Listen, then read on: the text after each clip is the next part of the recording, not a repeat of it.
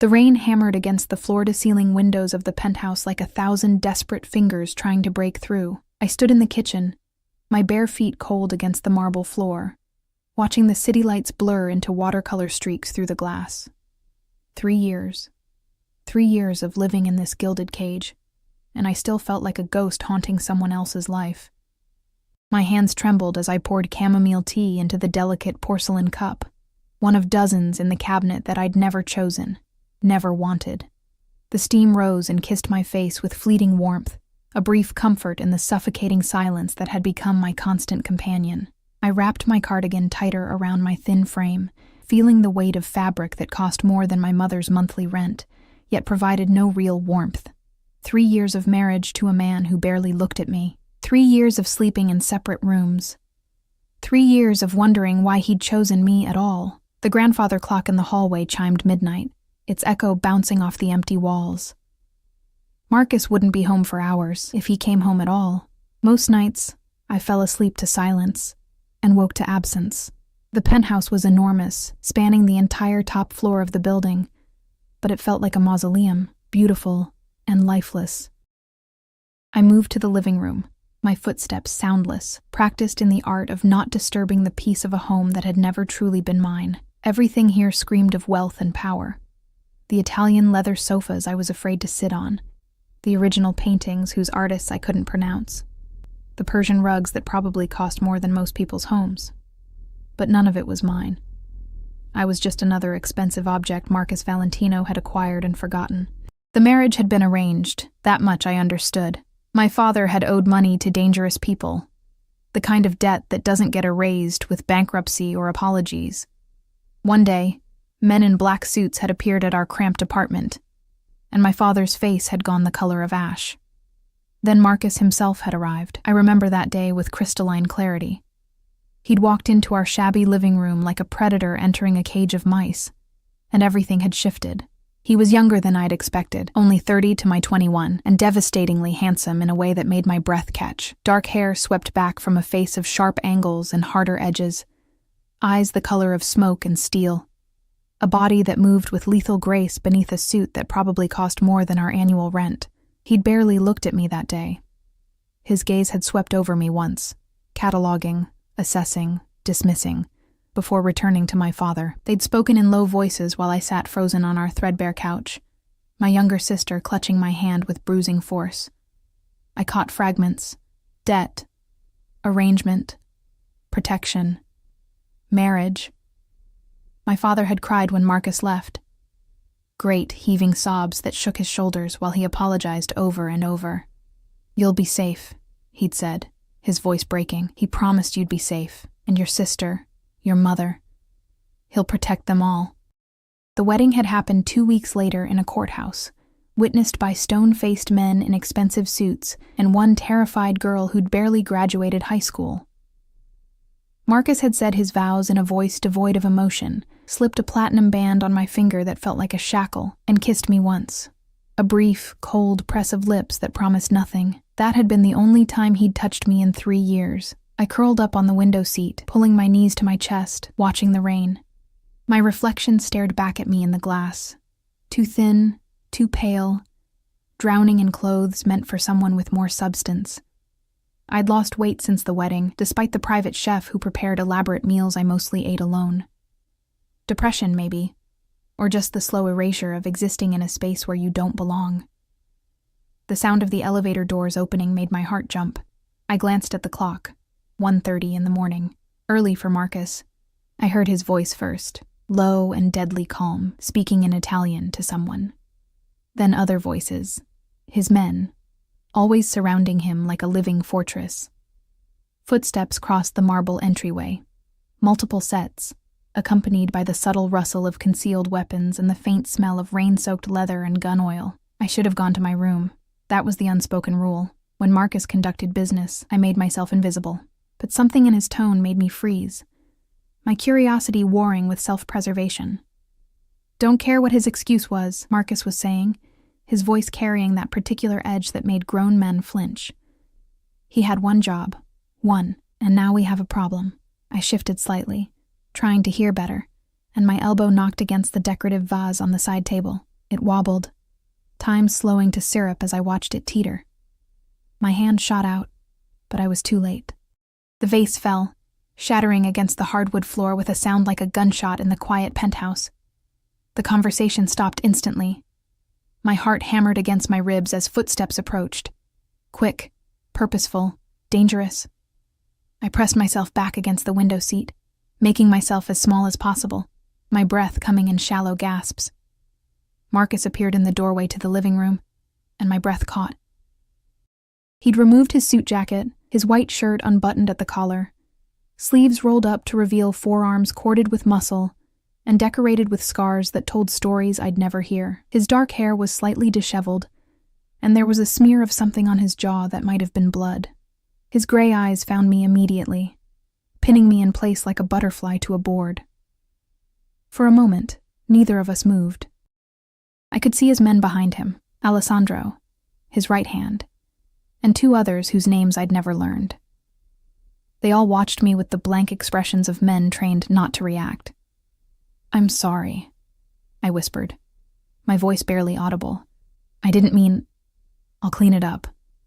I scrambled off the window seat, my bare feet hitting the floor. Pain bloomed instantly as a shard of porcelain bit into my heel. I gasped, stumbling, and suddenly Marcus was moving. He crossed the distance between us in 3 long strides, his hand catching my elbow before I could fall. The touch sent electricity racing up my arm, the first time he'd touched me since our wedding day. His grip was firm, but careful, and I could feel the calluses on his palm, the warmth of his skin through the thin fabric of my cardigan. "Don't move," he ordered, his voice low and rough. "You'll cut yourself more." I froze, acutely aware of how close he was, close enough that I could smell him, expensive cologne layered over something darker, more dangerous, smoke and leather, and the faint metallic tang of violence. My pulse thundered in my ears. Marcus glanced over his shoulder. "Alessandro, first aid kit. Now." "Boss," Alessandro started, his gaze flicking between us with poorly concealed surprise. "Now," Marcus repeated, and Alessandro disappeared. The silence stretched taut between us. I could feel Marcus's eyes on me, studying me in a way he never had before. My skin prickled with awareness, with fear, with something else I didn't want to name. "Why are you still awake?" he asked finally. "I couldn't sleep," I said, my voice steadier than I felt. "I'm sorry. I know you're busy, I said don't move." His grip on my elbow tightened fractionally. "Your foot is bleeding." I looked down and saw the dark stain spreading across the hardwood, the bright smear of red that looked almost black in the dim lighting. The pain was distant, secondary to the surreal reality of Marcus Valentino touching me, speaking to me, looking at me like I was actually visible. Alessandro returned with the first aid kit, his expression carefully neutral. Marcus took it without a word. Then, before I could process what was happening, he bent and scooped me up into his arms. I made a sound, half gasp, half squeak, my hands instinctively clutching his shoulders. He was solid beneath my fingers, all controlled strength and coiled danger, and my brain short-circuited at the sensation of being held, of being touched after 3 years of existing as a phantom in my own life. Marcus carried me to the kitchen, his men parting silently to let us pass, their faces betraying nothing. He set me on the marble counter with surprising gentleness, positioning me under the recessed lighting. Then he knelt in front of me, pulling my injured foot toward him.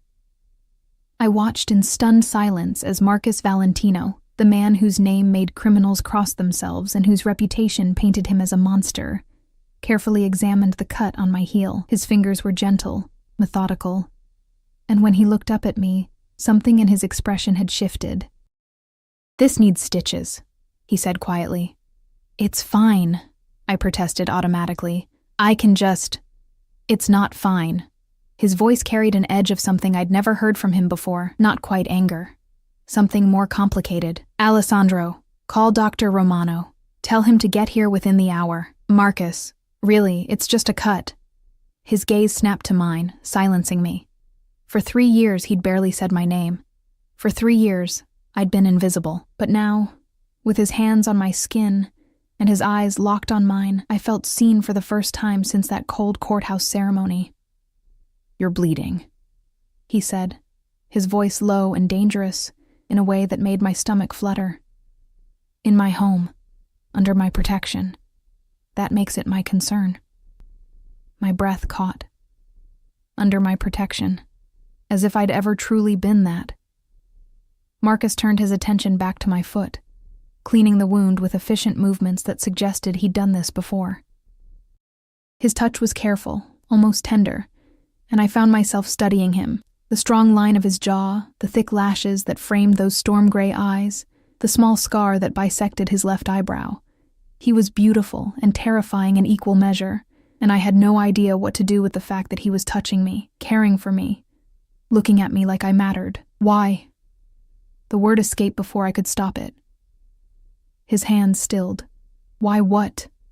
Why do you care?" I whispered, my voice breaking. "You've ignored me for 3 years. I'm just the debt payment, the arrangement. So why?"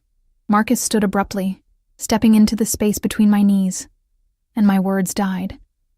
He was close now, closer than he'd ever been, and I could see the flecks of darker gray in his eyes, could feel the heat radiating from his body. "You think I ignore you?" His voice was soft, deadly. One hand came up to cup my jaw, tilting my face up to his, and I couldn't breathe. "Cara Mia, I'm aware of every breath you take in this house, every meal you barely touch, every night you can't sleep. I know when you cry in the shower so no one will hear. I know you rearrange the books in the library by color when you're anxious. I know you watch the rain and wonder if you made a mistake marrying a monster." My heart stopped. Don't lie to me." His thumb brushed across my cheekbone and I shivered. "I've given you space because I thought that's what you needed. 3 years to adjust, to feel safe, to understand that I would never hurt you, but maybe—" He trailed off, his gaze dropping to my lips, and something hot and dangerous coiled in my stomach. "Maybe," he continued, his voice dropping to a rough whisper. "I've been going about this all wrong." The doctor arrived 47 minutes later. A thin man with silver hair and hands that moved with the precision of someone who'd stitched wounds in less than ideal circumstances. Marcus didn't leave my side while Dr. Romano worked, his presence a solid wall of heat and danger at my back. 3 stitches, the doctor announced, snipping the final thread. "Keep it dry for 48 hours. No walking unless necessary." He glanced at Marcus with the wary respect of someone who knew exactly who he was dealing with. "I'll return in a week to remove them." Marcus nodded once, dismissing him with that subtle shift of his shoulders that made men move. Alessandro escorted the doctor out, and then it was just us. Me sitting on the kitchen counter with my bandaged foot, Marcus standing close enough that I could count his heartbeats if I dared. "You should rest," he said. But he made no move to step away. "I can walk to my room." "No." The word was absolute. "You heard the doctor." Before I could argue, he lifted me again, cradling me against his chest like I weighed nothing.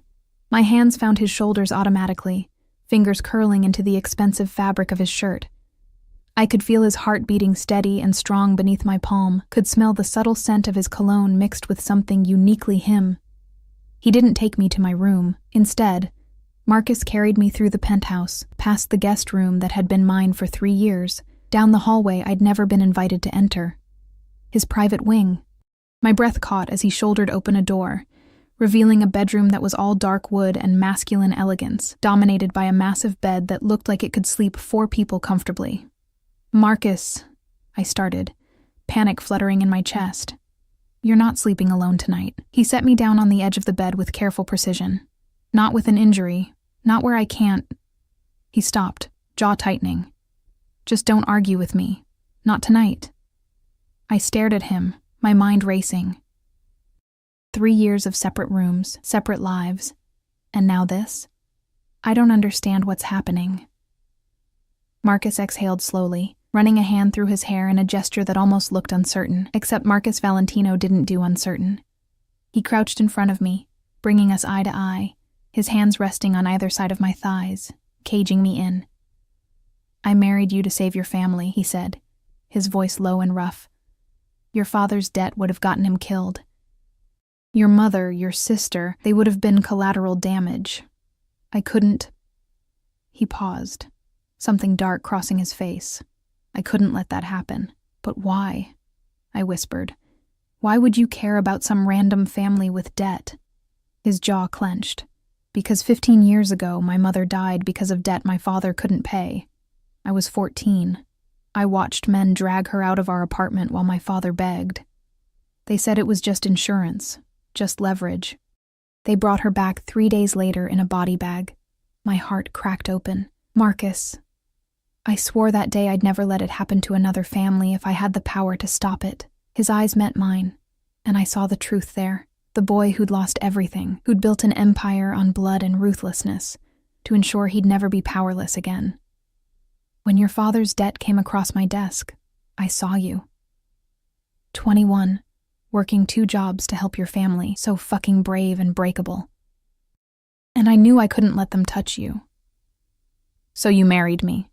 The pieces were falling into place, but they created a picture I didn't understand. But why keep your distance? Why 3 years of barely speaking to me? Marcus's hands curled into fists against the mattress. Because you were terrified of me. I saw it in your eyes at the wedding, the way you flinched when I kissed you, the way you trembled when I touched you. You thought I was a monster, and maybe I am, but I didn't want you to live in fear. His voice dropped. I thought if I gave you space, time, you'd eventually feel safe here. That maybe someday you'd look at me without that fear in your eyes. I'm not afraid of you, I said, the words tumbling out before I could think. His gaze snapped to mine, sharp and searching. You should be. Maybe. I swallowed hard, my heart hammering. But I'm not. I never was, not really. I was afraid of the situation, of losing my family, of being trapped. But you? I shook my head. You've never hurt me, never even raised your voice at me. You just disappeared. Something shifted in his expression, surprise, hope, hunger, all tangled together in a way that made my stomach flip. You've been lonely. It wasn't a question, but I answered anyway. Yes. So have I. The confession seemed to cost him something. Every night, knowing you were sleeping Wanting down to the go hall, to you, but alone. thinking I was doing the right thing by staying away. His hand lifted, hovering near my face like he was afraid to touch. I've been a fool, Arya, the sound of my name on his lips. The first time he'd said it in 3 years broke something inside me. What changed? Tonight, I mean. Why now? Marcus's expression darkened, because tonight I almost lost you, and I didn't even know it yet.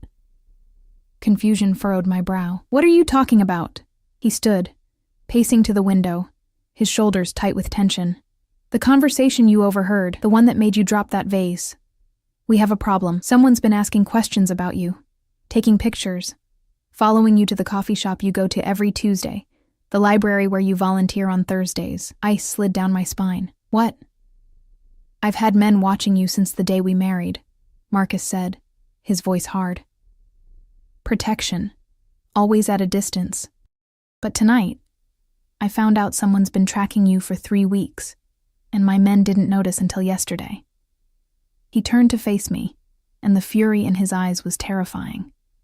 Someone is targeting my wife, and that means someone is challenging me. The word wife hit differently this time, laden with possession and promise.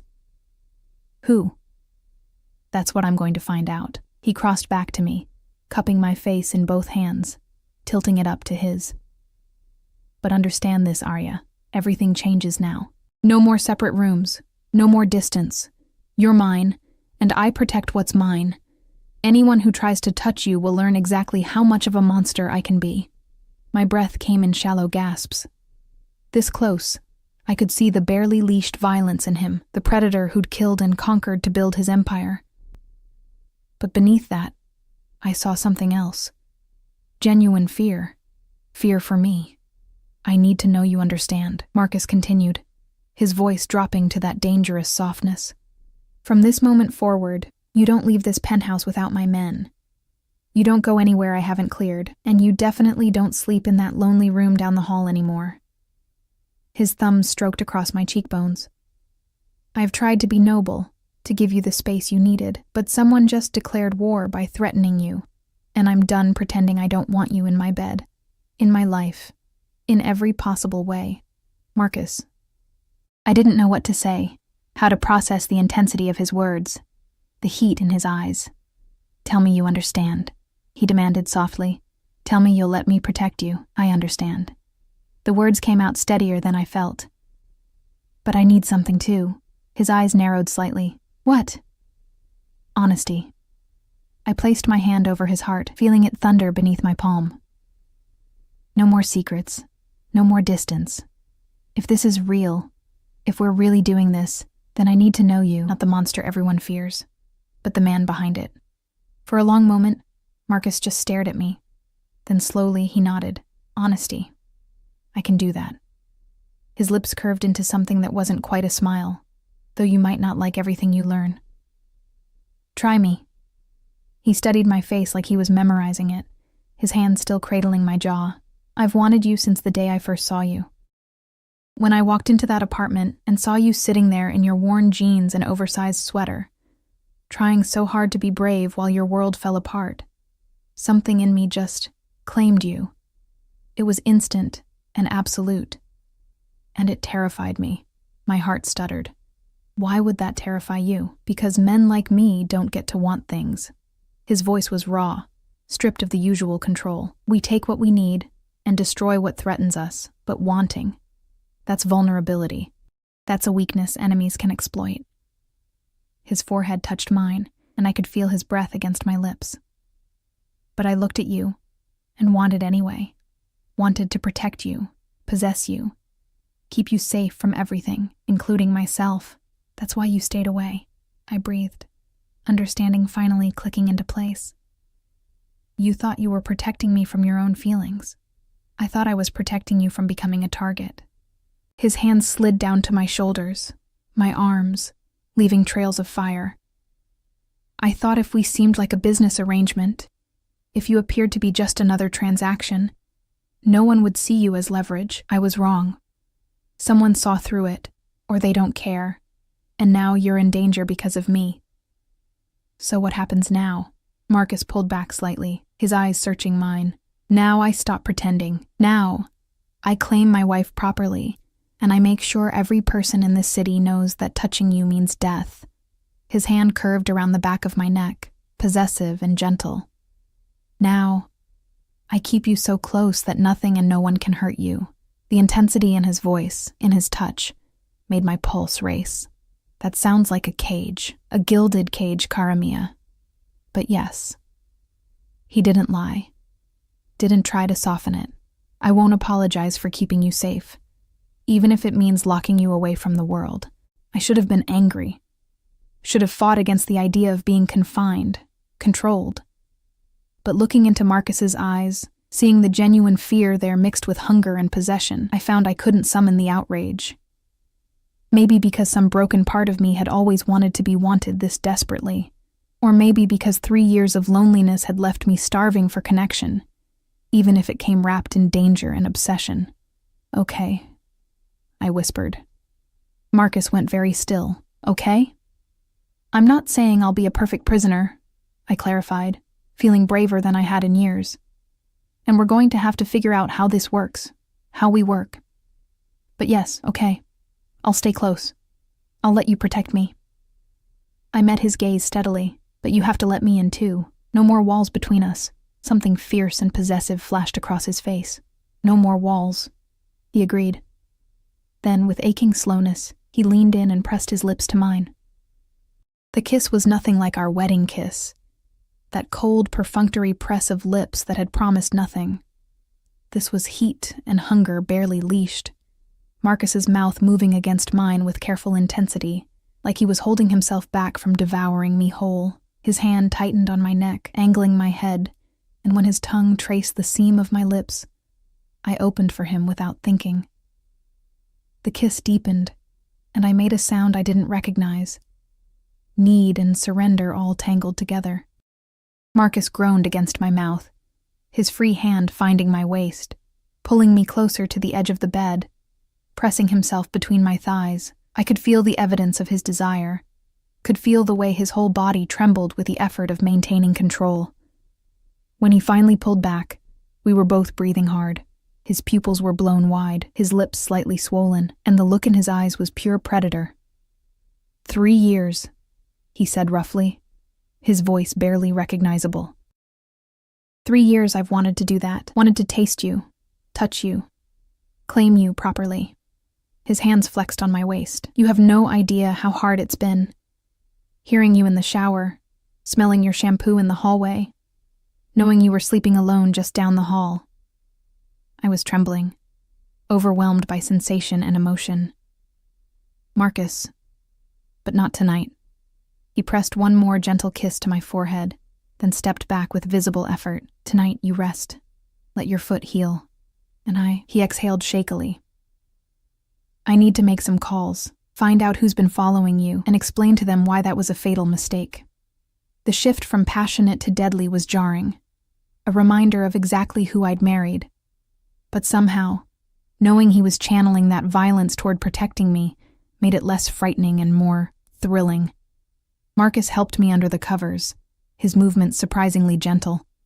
Sleep, Kara. I'll be in the study if you need me. Alessandro will be outside the door. He paused, something vulnerable crossing his face. And Arya? Tomorrow, everything changes. Tomorrow I start making up for 3 years of being an idiot. I watched him leave, the door clicking shut softly behind him, and stared at the ceiling of his bedroom. Our bedroom now, apparently. My foot throbbed dully, my lips still tingled from his kiss, and my mind spun with everything that had happened in the span of a few hours.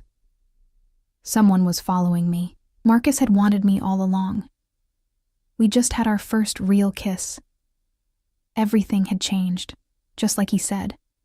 I touched my lips, remembering the heat of his mouth, the barely controlled hunger in his kiss. For 3 years, I'd existed in this penthouse like a ghost. But tonight, Marcus had made me feel solid, real, wanted. Tomorrow, he'd said, everything changes. I closed my eyes, Marcus's scent surrounding me from the pillows, and for the first time in 3 years, I fell asleep without crying. Sunlight pierced through the floor-to-ceiling windows, dragging me from sleep. For a disoriented moment, I didn't recognize my surroundings. The massive bed, the dark furniture, the scent of expensive cologne clinging to the sheets. Then, memory crashed back. The broken vase, the stitches, Marcus's confession, that devastating kiss. I sat up carefully, testing my injured foot. It throbbed, but the pain was manageable. The clock on the nightstand read 9:47 a.m., later than I'd slept in years. A note rested beside it, written in bold, angular handwriting. Stay in bed. Breakfast is coming. We need to talk. M. As if summoned by the note, a soft knock sounded at the door. Mrs. Valentino? A woman's voice, unfamiliar. Come in, I called, pulling the covers higher. The door opened to reveal a woman in her 50s with kind eyes and silver-streaked hair, carrying a tray laden with food. Behind her, Alessandro stood in the hallway, his expression unreadable. Good morning, ma'am. I'm Teresa, Mr. Valentino's housekeeper. She set the tray across my lap with practiced efficiency. He asked me to ensure you ate properly and stayed off that foot. I stared at the spread. Fresh fruit, perfectly scrambled eggs, toast, bacon, orange juice, coffee. This is too much. Teresa's smile was gentle. Mr. Valentino was very specific about your breakfast. He said you haven't been eating enough. Her eyes held understanding, maybe even sympathy. He's been worried about you for quite some time, though he'd never admit it. Heat crept up my neck. How long have you worked for him? 15 years. Since he was barely more than a boy trying to survive in a dangerous world. She adjusted the pillows behind me. I've never seen him look at anyone the way he looks at you. Like you're precious, breakable, worth protecting at any cost. The words settled over me like a warm blanket. He has a strange way of showing it. Men like Mr. Valentino don't know how to be soft, Teresa said quietly. They learn to survive, to fight, to kill. Love confuses them, makes them vulnerable. She patted my hand. Give him time to figure out how to be a husband instead of just a protector. After she left, I picked at the food, my mind churning. Everything had shifted so fundamentally in one night that I didn't know how to orient myself. The man I'd thought ignored my existence had apparently been watching me obsessively for 3 years. The marriage I'd believed was merely transactional apparently meant something to him, something intense and possessive that both thrilled and terrified me. I was halfway through the eggs when the door opened again. Marcus filled the doorway, and my breath caught. He'd showered and changed into fresh clothes, dark slacks and a black shirt that emphasized his broad shoulders. His hair was still slightly damp, and there was a hardness to his expression that suggested he hadn't slept. "You're eating," he observed, closing the door behind him. Teresa made it impossible to refuse. A ghost of a smile touched his lips. "Good. That's why I hired her." He crossed to the bed, sitting on the edge with careful distance between us. "How's your foot?" "Sore, but fine." I set down my fork, studying him. "Did you sleep at all?" "No." His jaw tightened. I had calls to make, information to extract. The casual way he said extract made my stomach flip. "Did you find out who's been following me?" Marcus's eyes went cold, the temperature in the room dropping several degrees. "Yes, and they've been dealt with." "Dealt with," I repeated slowly. "What does that mean?" He held my gaze, unflinching. "It means they won't be bothering you again. Ever." The implication was clear. Someone had died because of me. I should have been horrified, should have recoiled. Instead, I felt a disturbing sense of safety. Who were they? "Hired surveillance. Low-level operators from a rival family." Marcus's hands curled into fists on his thighs. "But here's what concerns me. They were specifically instructed to document your routines, your vulnerabilities. Someone was gathering intelligence for a move against you." Fear skittered down my spine. "Against me specifically? Why?" "Because you're my weakness." The words were simple, devastating. "For 3 years, I kept you at a distance, thinking I was protecting you. But someone figured out the truth, that you matter to me, that hurting you would destroy me in ways no business loss or territorial fight ever could." I swallowed hard. "So what happens now?"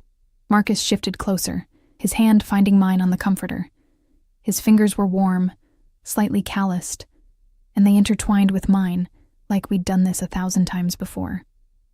"Now, we change strategy. Instead of keeping you in the shadows, I bring you into the light.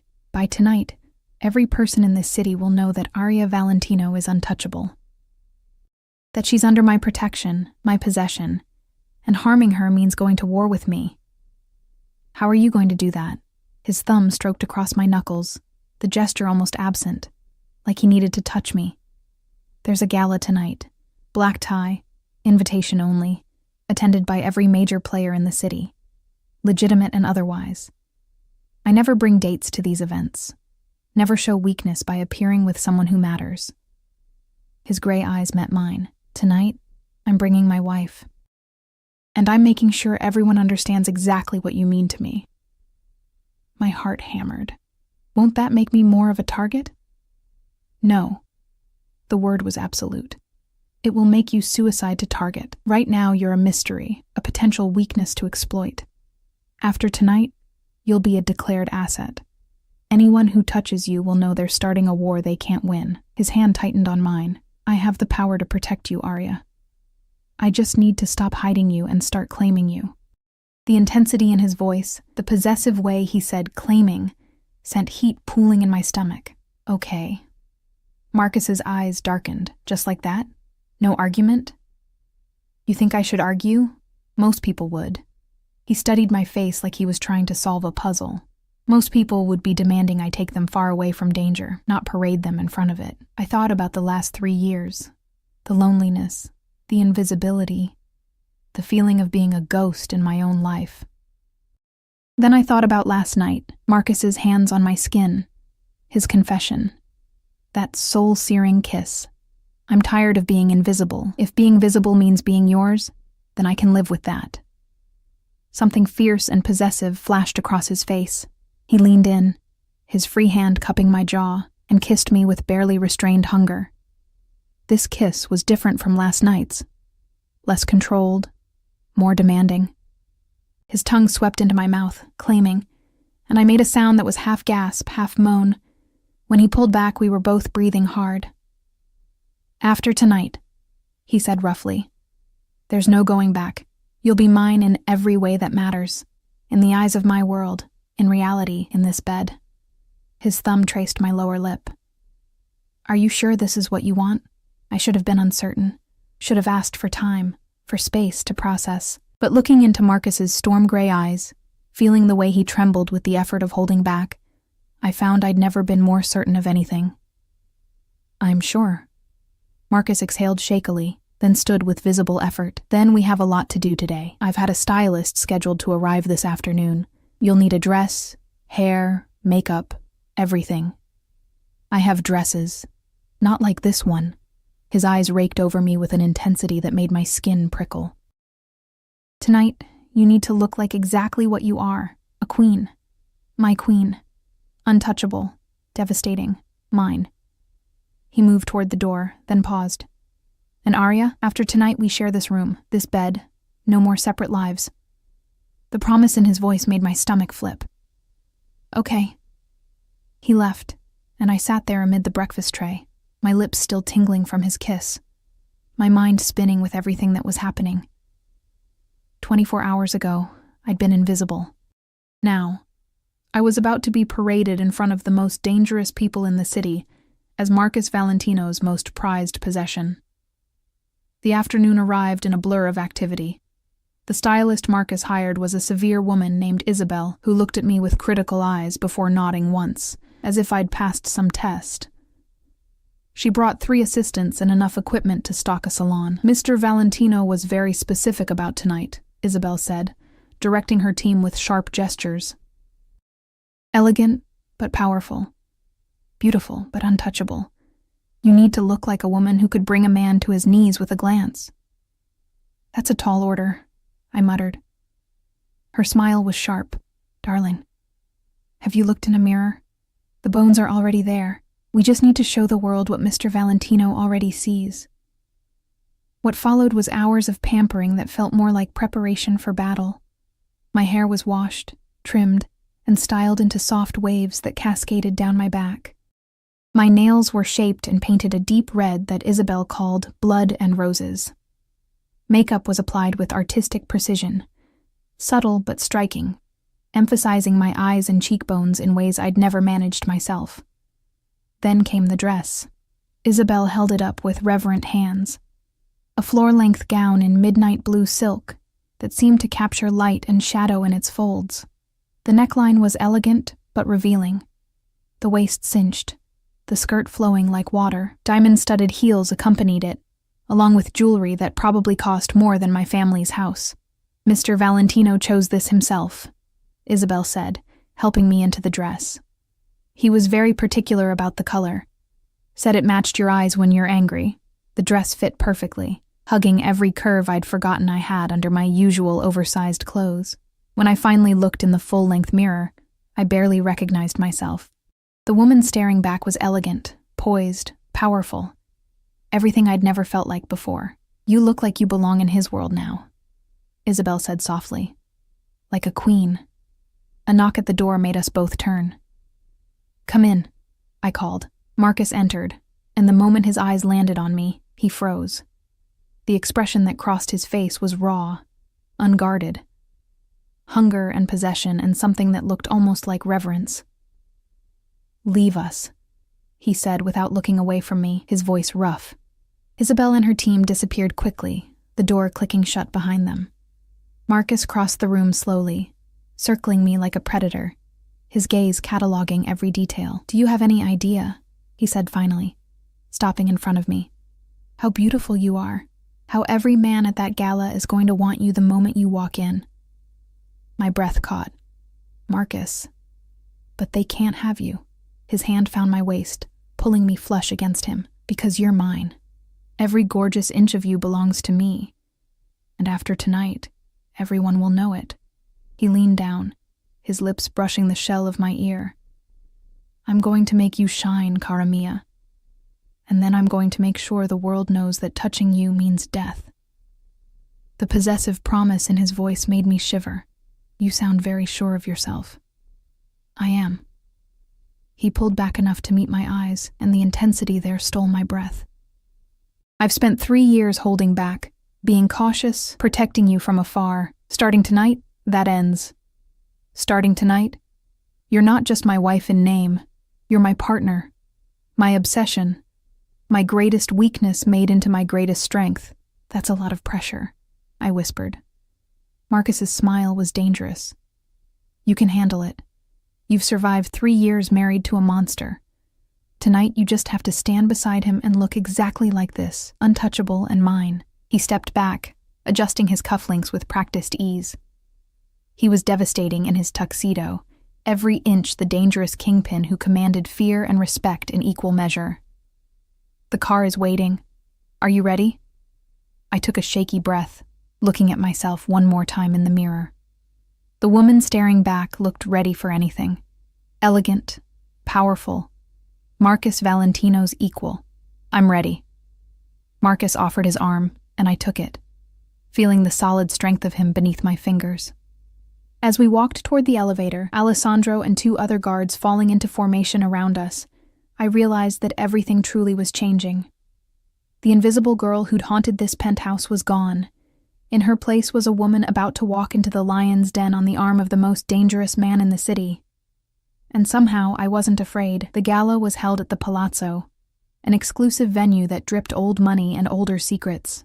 Our motorcade, 3 black SUVs with bulletproof glass and armed men, pulled up to the red carpet entrance where photographers clustered like sharks scenting blood. Camera flashes exploded the moment our door opened. Marcus exited first, buttoning his tuxedo jacket with the casual confidence of a man who owned the world. Then he turned, extending his hand to me, and every camera swiveled in our direction. My heart hammered as I took his hand and stepped out. The midnight blue dress caught the light, the silk shimmering like water, and I heard the immediate buzz of speculation ripple through the crowd. Marcus Valentino never brought dates to these events. Marcus Valentino didn't have a personal life. And yet, here I was, my hand in his arm sliding possessively around my waist. Smile, he murmured against my ear, his breath warm. Let them see you're not afraid. I lifted my chin and smiled, letting the cameras capture this moment. The first time most of the city's elite were seeing Marcus Valentino's mysterious wife. His hand tightened on my waist, a gesture that looked affectionate but felt like a brand, a claim. We walked the red carpet slowly, Marcus nodding to various people but never stopping, never releasing me. I could feel eyes on us from every direction, curious, envious, calculating. By tomorrow, my face would be in every society column, every gossip blog. The invisible wife made visible. Inside, the palazzo was breathtaking. Crystal chandeliers cast rainbow prisms across marble floors. A string quartet played in one corner, while servers circulated with champagne and hors d'oeuvres. The room was filled with the city's power players, politicians, business moguls, and the criminal elite who operated in the shadows. They all mingled together in a dance as old as civilization itself, power recognizing power regardless of legality. Stay close, Marcus said quietly, his hand never leaving the small of my back. Don't accept drinks from anyone but our servers. Don't go anywhere without Alessandro. And if anyone makes you uncomfortable, you tell me immediately. The protectiveness in his voice made something warm bloom in my chest. I will. We'd barely taken 3 steps into the room when people began approaching. Marcus introduced me to a blur of faces. Mayors and CEOs, judges and crime lords, all treating him with the same careful respect. And with each introduction, he made the same point clear. This is my wife, Aria. The emphasis on wife was unmistakable, a verbal claiming that matched the possessive way he kept me tucked against his side. Marcus, you've been hiding this beauty from us for years, purred a woman in a scarlet dress, her eyes sharp with calculation. Victoria Russo, if I remembered correctly, head of a rival family, beautiful and deadly in equal measure. I didn't even know you were married. I value my privacy, Victoria, Marcus replied smoothly, his hand flexing possessively on my hip. But circumstances change. Victoria's gaze slid to me, assessing. How fascinating. And what made you decide to share her with the world now? I didn't. The words were soft, but edged with steel. I decided to make it clear that she's under my protection. Permanently. Irrevocably. His gray eyes met Victoria's with undisguised warning. Anyone who forgets that fact will learn why that's a mistake they can only make once. The threat hung in the air between them. Victoria's smile didn't waver, but something flickered in her eyes. Acknowledgement. Maybe even a hint of fear. How romantic. Congratulations on finally claiming your bride properly. She drifted away, but I could feel her watching us. She's dangerous, I murmured. Very, Marcus agreed. But now she knows you're off limits. That was the point. He guided me toward a quieter corner, where Alessandro materialized with 2 glasses of champagne from a server Marcus had clearly pre-approved. Every person in this room is dangerous, Kara. That's why I need them to understand that touching you means war. I sipped the champagne, letting the bubbles settle my nerves. Is it always like this? Everyone watching, calculating? Always. His thumb traced circles on my hip, a gesture that was becoming familiar, comforting. My world is a chess game where the stakes are life and death. Every move matters. Every piece has value. He turned me to face him, his free hand coming up to cup my jaw. And you, Arya, are my queen. The most valuable piece on the board. Lose you, and I lose everything. The intensity of his words, his gaze, made my breath catch. Around us, people were watching this display of affection with varying degrees of shock. Marcus Valentino didn't do public displays. He didn't touch, didn't show weakness. But here he was, holding me like I was precious, looking at me like I was his entire world. You're making a statement, I realized. I'm making a promise. He leaned down, his forehead touching mine, and the ballroom seemed to fade away. Anyone who hurts you dies. Anyone who threatens you dies. Anyone who even looks at you wrong will wish they'd died. His voice dropped to that dangerous softness. I'm done being subtle about what you mean to me. Before I could respond, a commotion near the entrance drew our attention. A man was striding through the crowd with the kind of confidence that came from either stupidity or power, in this case, probably both. He was handsome in a cold way, blonde and blue-eyed, wearing his tuxedo like armor. Men stepped aside for him, and I saw Marcus's entire body go rigid. Who is that? I whispered. Dante Carrington. Marcus's voice was ice, head of the Carrington family, Victoria's cousin and my biggest rival for control of the Eastern Territories. His arm around me tightened to the point of pain. And the man who likely ordered the surveillance on you. Fear spiked through me. Are you sure? Not yet, but I will be. Marcus's jaw clenched. And when I have proof, I'll burn his entire organization to the ground. Dante's gaze found us across the room, and his smile was sharp as a knife. He changed direction, heading straight for us, and I felt Alessandro shift closer on my other side, his hand disappearing into his jacket, going for his weapon. Valentino, Dante said as he approached, his voice carrying that particular inflection of false friendliness. What a surprise to see you here with company. I thought you preferred to keep your personal life private. Things change, Carrington. Marcus's voice could have frozen fire. Arya, this is Dante Carrington. Dante, my wife. Dante's blue eyes raked over me with an assessment that made my skin crawl. Enchanted. I had no idea Marcus had such exquisite taste in women. He extended his hand toward me. May I? I started to reach for it automatically, but Marcus's hand caught my wrist, stopping me. The gesture was possessive, territorial, and absolutely deliberate. My wife doesn't shake hands with men who might lose them. The threat was explicit. Dante's smile sharpened, his hand dropping. How protective. One might almost think you're worried about her safety. His gaze flicked between us, calculating. Though I can't imagine who would be foolish enough to threaten someone under your protection. Can't you? Marcus stepped forward slightly, positioning himself partially between Dante and me. Because I can think of several people stupid enough to try, but they won't make that mistake twice. The testosterone in the air was suffocating. People around us had gone quiet, watching this confrontation with the avid interest of those who sensed blood in the water. This was more than just two rivals posturing. This was a challenge, a line being drawn. Dante's expression never wavered. Well, I'd hate for anything unfortunate to happen to such a lovely woman. The city can be so dangerous, especially for those who find themselves in the wrong place at the wrong time. His gaze met mine. You should be careful, Mrs. Valentino. Sometimes protection isn't enough. My spine stiffened. Is that a threat? A friendly warning. Dante's smile was cold, from one concerned citizen to another. Marcus moved so fast I barely registered it. One moment he was standing beside me, the next he had Dante by the throat, slamming him back against a nearby pillar. Gasps rippled through the crowd. Alessandro and the other guards formed a wall around us, hands on weapons, ready for war. Let me make something very clear, Marcus said softly, his voice carrying despite its quietness. You don't talk to my wife. You don't look at my wife.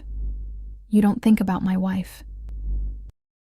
Because if anything, and I mean anything, happens to her, I will make you watch while I dismantle everything you love before I finally let you die. Do we understand each other? Dante's face was reddening, but his eyes showed no fear, only calculation and cold fury. Perfectly. Marcus released him with a shove, stepping back to me and pulling me against his side. Good. Now get out of my sight before I forget we're in public. Dante straightened his jacket with deliberate calm, his gaze promising retribution. Enjoy your evening, Valentino, both of you. He walked away, but the menace in his words lingered like smoke. The moment he was gone, the room exhaled. Conversation resumed, but everyone was watching us now with new understanding. Marcus Valentino had just claimed his wife in the most public, violent way possible. There could be no doubt now about what I meant to him, or what he'd do to protect me. We're leaving, Marcus said quietly, his hand finding mine. Now. He didn't give me time to argue, just guided me toward the exit with Alessandro and the guards forming a protective circle. People parted for us like water, and I caught glimpses of their faces. Shock, fear, fascination. By tomorrow, tonight's confrontation would be legend. The drive back to the penthouse was silent and tense. Marcus's jaw was clenched tight, his hand gripping mine with bruising force, like he was afraid I'd disappear if he let go. When we finally entered the penthouse, he dismissed the guards with a curt nod, then turned to me with eyes that burned. I shouldn't have lost control like that, he said, his voice rough. I shouldn't have. You were protecting me. I stepped closer, my hands finding his chest. You made it clear that I'm under your protection. Isn't that what tonight was supposed to be about? Not like that. He caught my hands, holding them against his heart. I wanted to kill him, Arya. The way he looked at you, the way he threatened you, I wanted to rip his throat out right there in front of everyone. The confession should have frightened me. Instead, it sent heat pooling low in my stomach. But you didn't. Because of you. His hands came up to frame my face, tilting it up to his. Because touching you, holding you, keeping you safe, that matters more than vengeance, more than pride, more than anything. His thumb stroked my cheekbones. You've made me weak, cara mia, and somehow, I don't care. I rose on my toes, my lips finding his. The kiss was hungry, desperate. 3 years of denial finally breaking. Marcus groaned against my mouth, his hands sliding down to my waist, pulling me flush against him. I could feel every hard plane of his body, feel the way he trembled with barely restrained need. Arya, he breathed against my lips. If we do this, if we cross this line, there's no going back. You'll be mine completely, in every way. I'm already yours, I whispered. I have been since you carried me to your bed last night, maybe longer. Something fierce and possessive flashed in his eyes. He swept me up into his arms, cradling me against his chest, and carried me through the penthouse to his bedroom. Our bedroom. The city lights painted shadows across the massive bed as he laid me down with surprising gentleness. 3 years, he said, his hands finding the zipper of my dress. 3 years I've wanted you, dreamed about you, imagined this moment. The zipper slid down with agonizing slowness, his fingers trailing fire along my spine. I'm going to take my time, Kara. I'm going to worship every inch of you. And by the time I'm done, you'll never doubt who you belong to. The dress pooled around my waist, and Marcus's sharp intake of breath made me shiver. His hands mapped my exposed skin with reverent touches, like I was something precious and breakable. When his lips followed the path his hands had traced, I gasped, arching into him. Marcus, I breathed, my hands finding his hair, holding him to me. He looked up at me, his eyes molten silver in the darkness. Say it. Say you're mine. I'm yours, I whispered without hesitation. Only yours. The words seemed to break something in him. His control shattered, and suddenly his mouth was on mine again, hot and demanding, while his hands made quick work of the rest of our clothes. When skin finally met skin, we both made sounds that were more animal than human. Need and hunger, and 3 years of desperate wanting. Marcus moved over me, positioning himself between my thighs, and paused. His forehead pressed to mine, his body trembling with the effort of holding back. Last chance to change your mind. I wrapped my legs around his waist, pulling him closer. I'm not changing my mind. I want this. I want you. He entered me slowly, carefully, his eyes never leaving mine. The sensation was overwhelming. Pleasure edged with pain, fullness, connection, completion. When he was fully seated inside me, he stilled, giving me time to adjust, his whole body shaking. Arya, he breathed, my name a prayer and a curse. You feel perfect. Then he began to move, and coherent thought became impossible. There was only sensation, only Marcus above me, around me, inside me. His hands mapped my body like he was memorizing every curve, every response. His mouth left marks on my throat, my collarbone, branding me as his. And when his hand slipped between us, finding that bundle of nerves that made me cry out, he smiled against my skin with dark satisfaction. That's it, he murmured, his voice rough with desire. Let me hear you. Let me know I'm the only one who makes you feel like this. The pleasure built and built, spiraling higher until I thought I might shatter.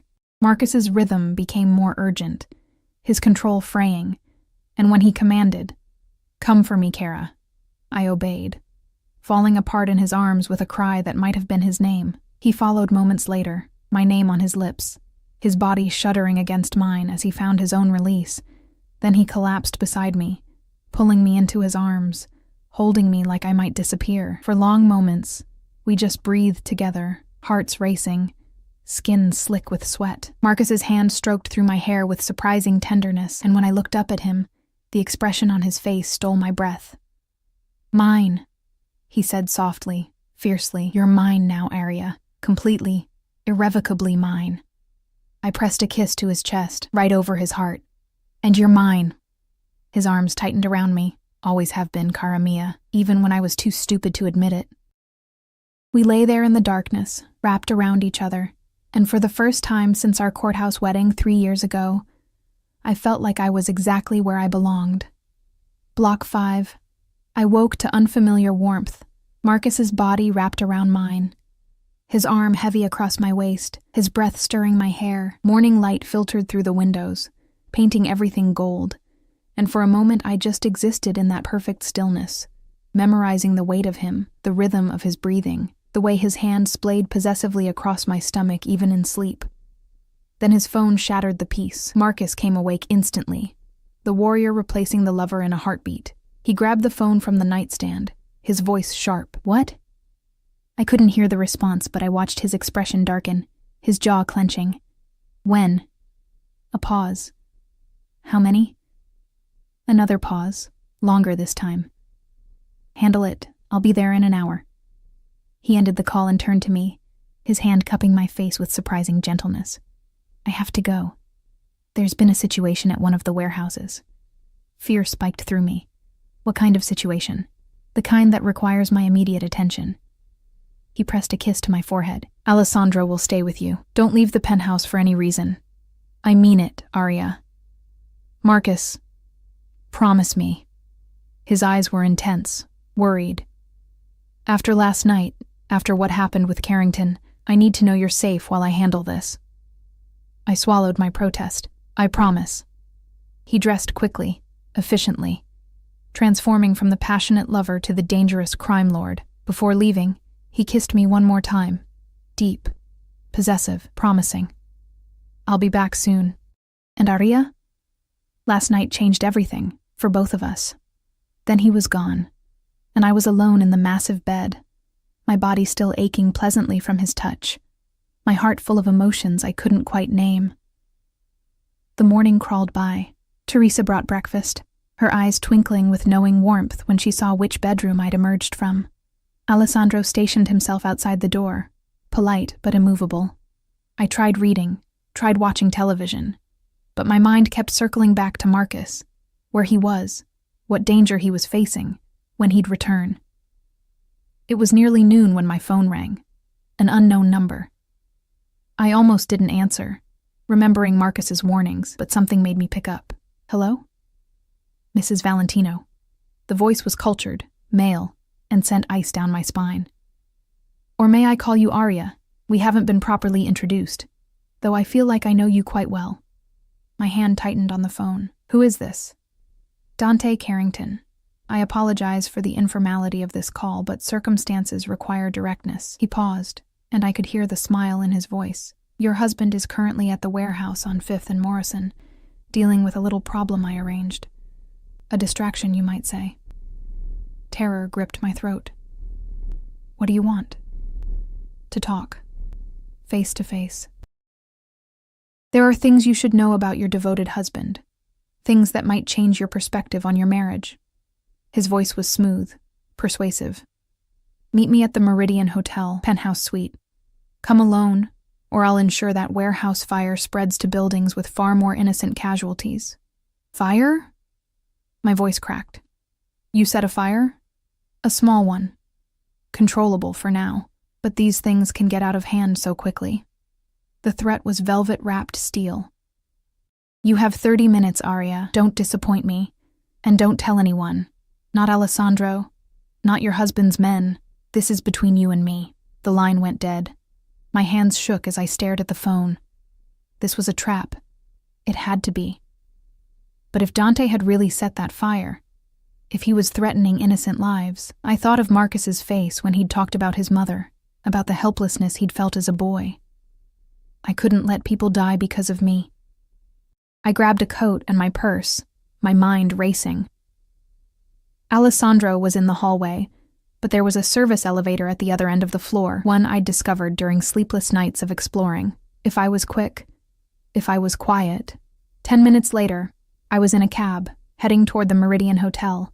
My phone clutched in my hand. I should call Marcus, should tell Alessandro, but Dante's threat echoed in my mind. People would die if I didn't go alone. The Meridian was sleek and modern, all glass and chrome.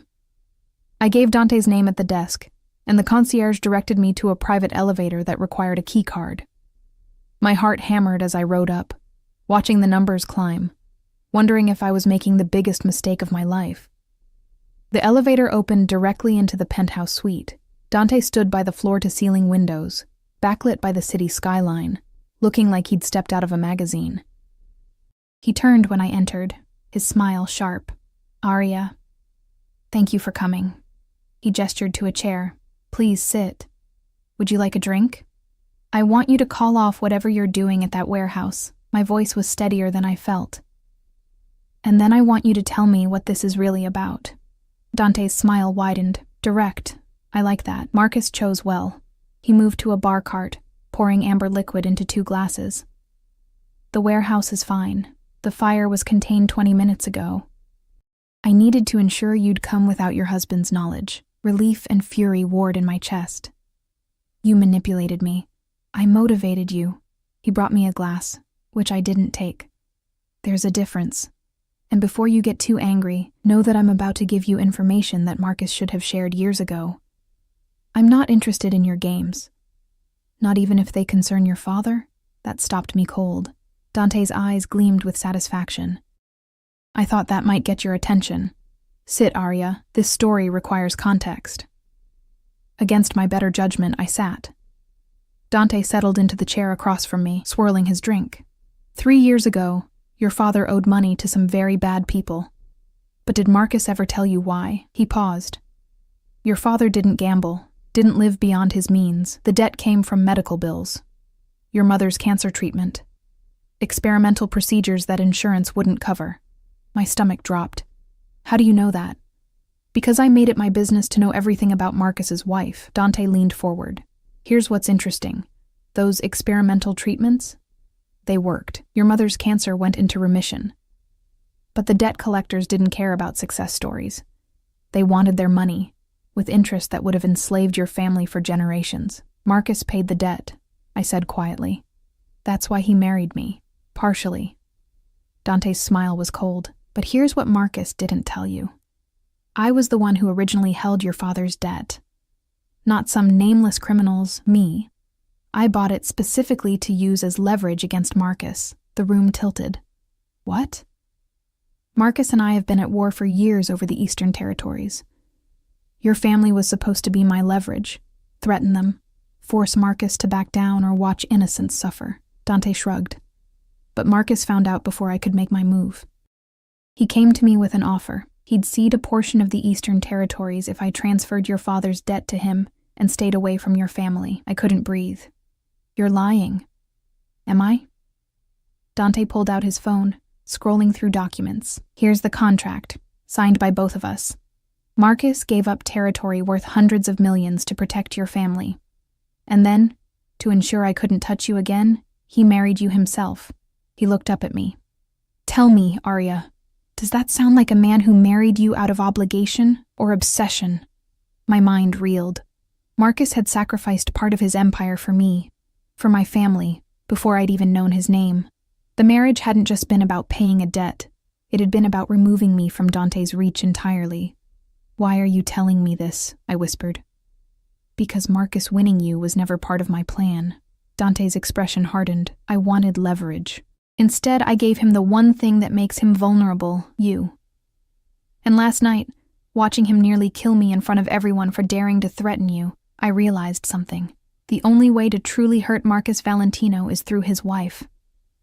Cold dread washed over me. If you think I'm going to help you.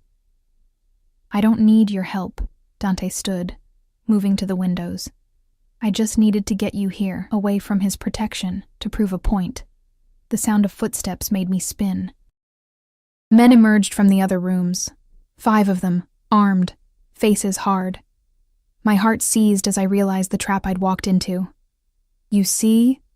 Dante continued conversationally. Marcus's love for you is his weakness, and I'm going to use it to destroy him. He glanced at his watch. Right about now, he's discovering you're gone. In approximately 10 minutes, he'll receive a video showing you here, in my custody. And then he'll come for you, exactly as I've planned. Terror and fury warred in my chest. You're using me as bait, essentially. Dante's smile was cold. Marcus will come alone because I'll threaten to hurt you if he brings his army.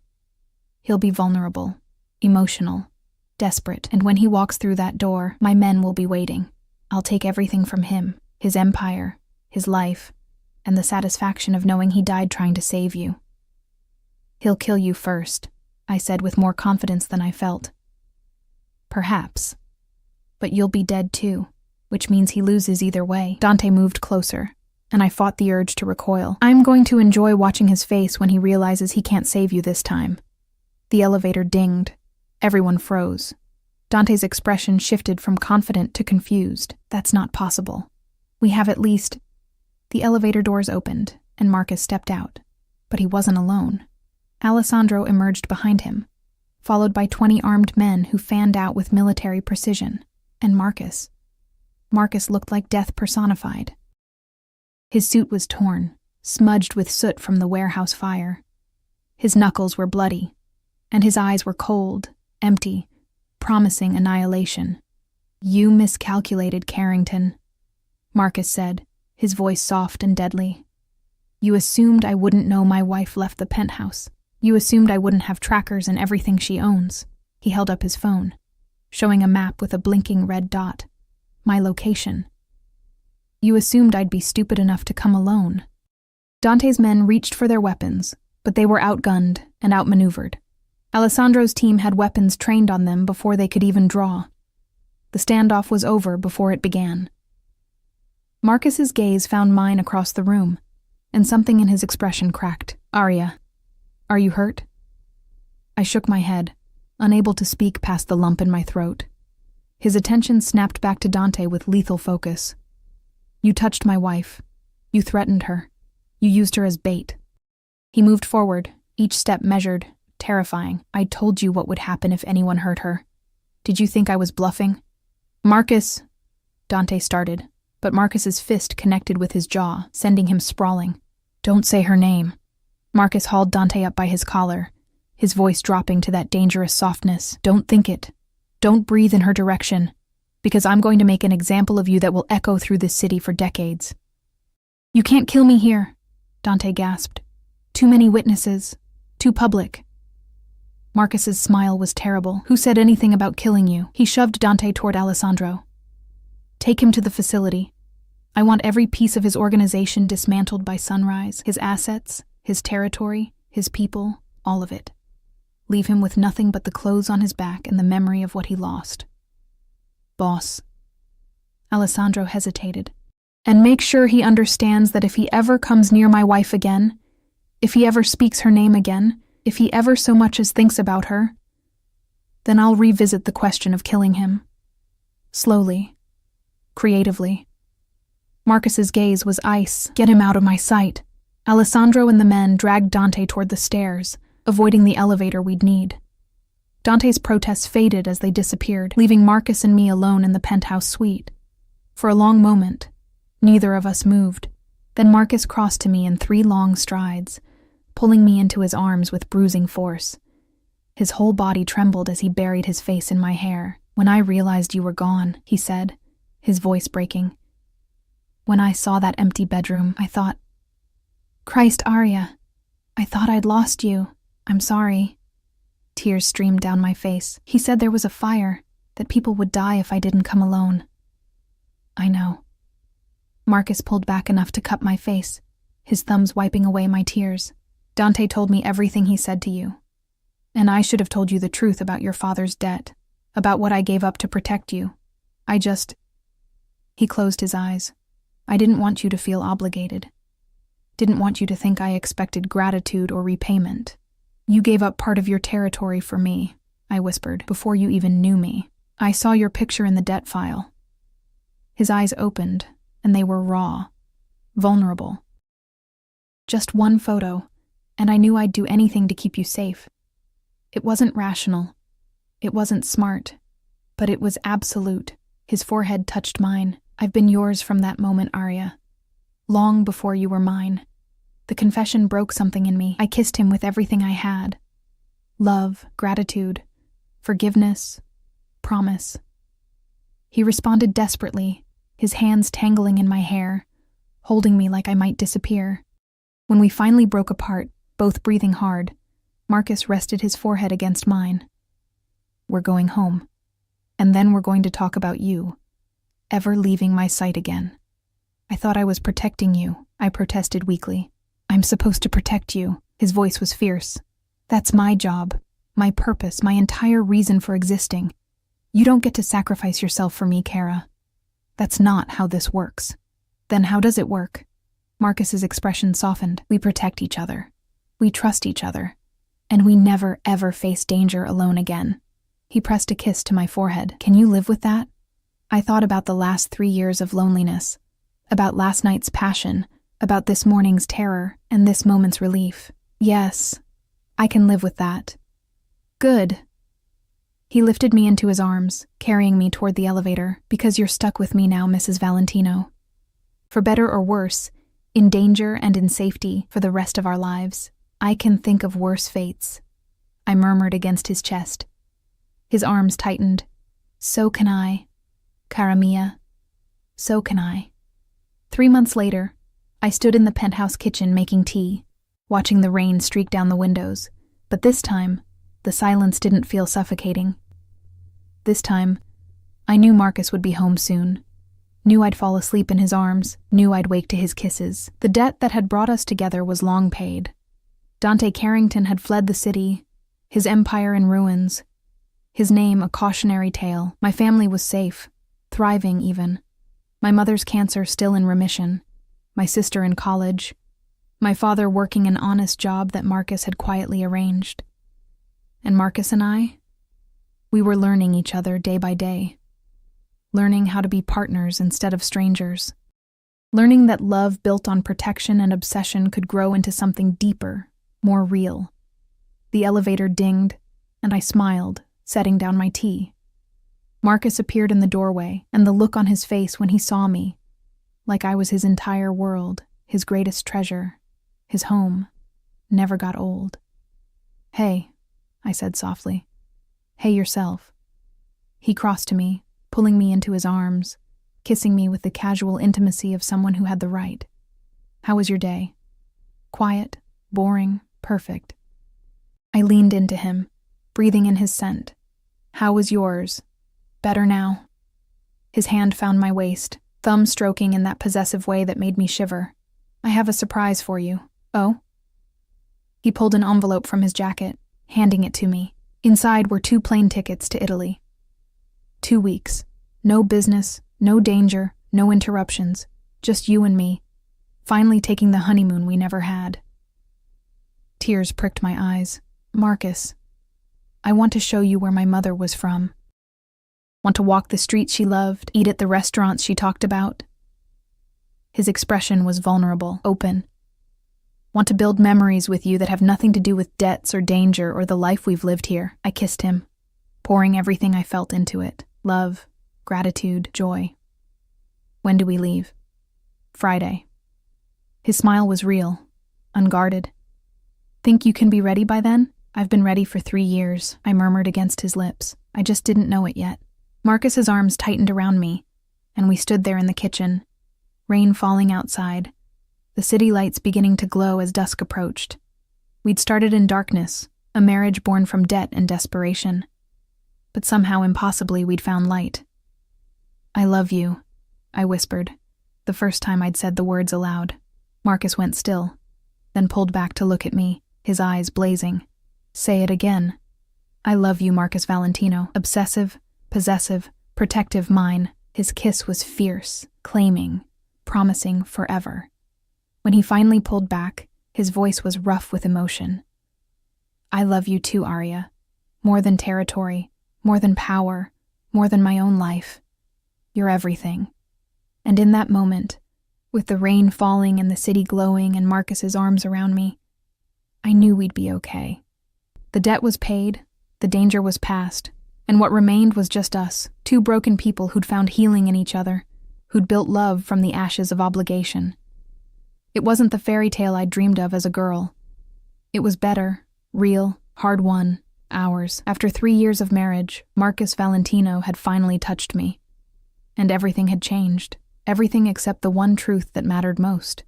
We belonged to each other, now and always.